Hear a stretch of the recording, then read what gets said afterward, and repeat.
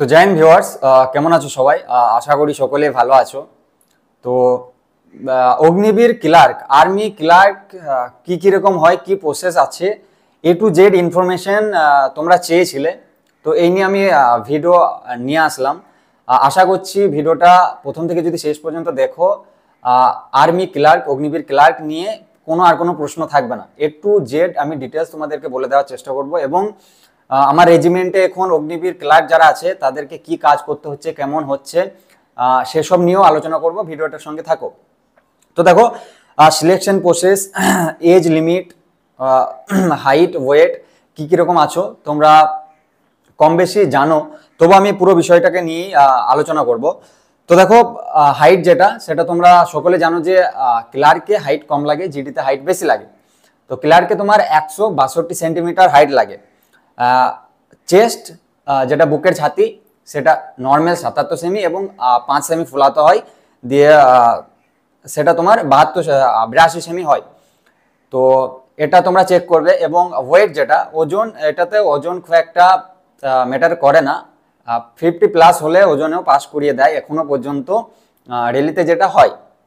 তো দেখো, education qualification নিয়ে তোমরা অনেকেই ডাউটে থাকো যে মানে জিডিরও অনেক ছেলে বলে আমি কি ক্লার্কে অ্যাপ্লাই করতে পারবো না, বা ক্লার্কে অ্যাপ্লাই করতে পারবে, সে ওইরকম অনেক ছেলে আবার জিডিতে অ্যাপ্লাই করে দেয়। এই ব্যাপারটা বুঝতে পারে না যে ক্লার্কে কারা অ্যাপ্লাই করতে পারবে।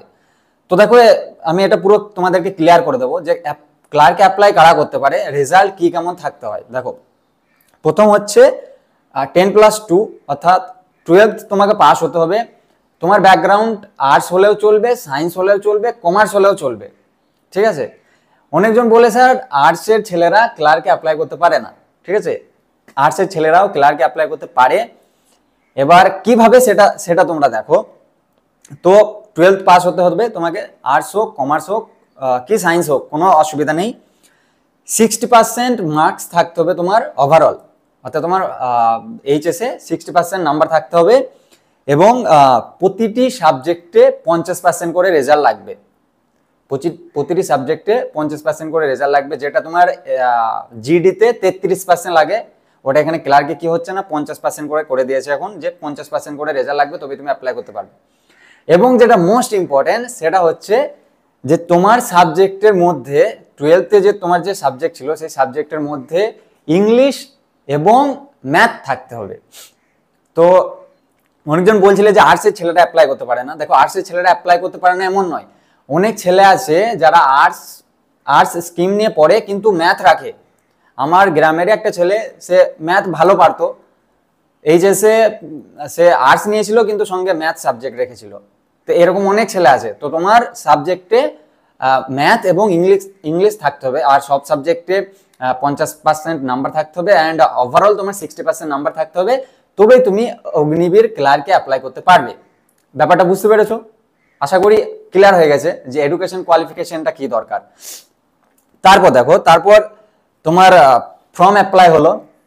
ফর্ম অ্যাপ্লাইয়ের পর কি এখন যেটা প্রসেস, সিই এক্সাম, কম্পিউটার বেসড হচ্ছে এক্সাম। পুরো এক্সামটা হবে তোমার এমসিকিউ প্যাটার্নে, কোনো ডিসক্রিপটিভ কোনো কিছুই নেই।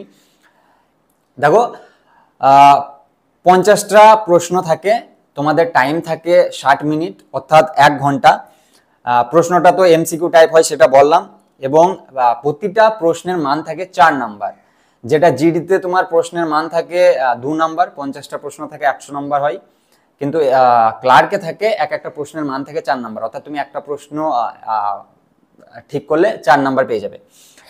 সিলেবাসটা যেটা রয়েছে সেটা হচ্ছে ম্যাথ অর্থাৎ অঙ্কতে রয়েছে 10 নাম্বার, জিকে জেনারেল নলেজে রয়েছে 5 নাম্বার, জিএস জেনারেল সায়েন্সে রয়েছে 5 নাম্বার, ইংলিশে রয়েছে 25 নাম্বার। এইটাই হচ্ছে সব থেকে বড় জিনিস। ক্লার্কে তোমাকে ইংলিশে একটু স্মার্ট হতে হবে, আর যে ইংলিশ জানে ক্লার্ক তার, ঠিক আছে।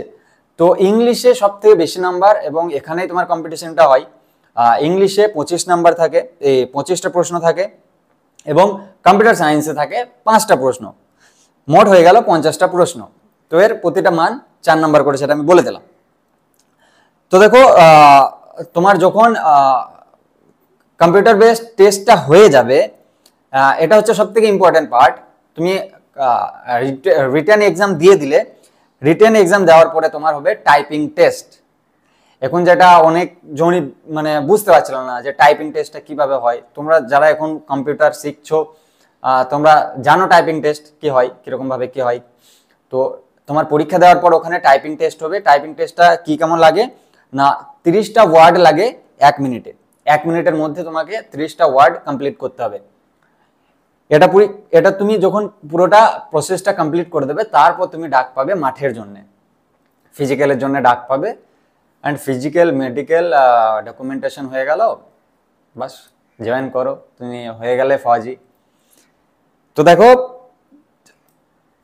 ক্লার্ক যেটা তোমরা ভাবো যে জিডি আর ক্লার্কের মধ্যে পার্থক্যটা কি, ক্লার্কের কাজটা কি রেজিমেন্টে।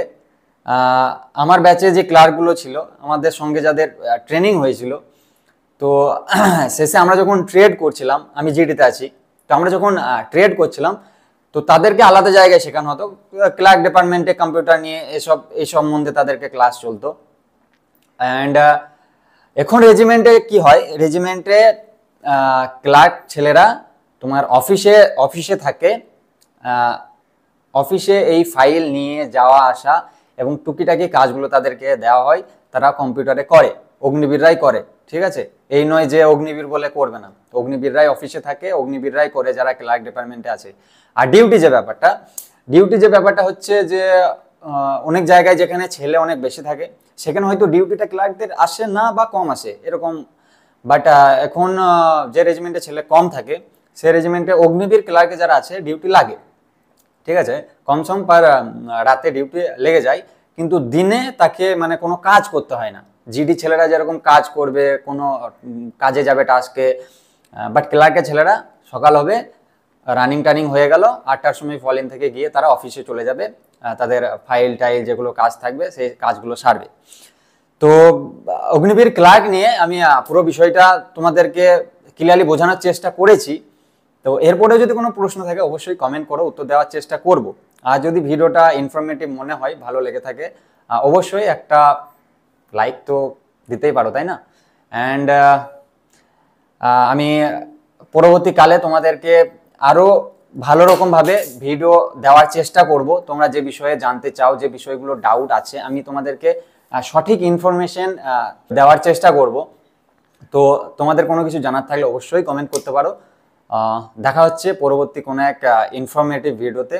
ততক্ষণ ভালো থাকো, সুস্থ থাকো। জয় হিন্দ।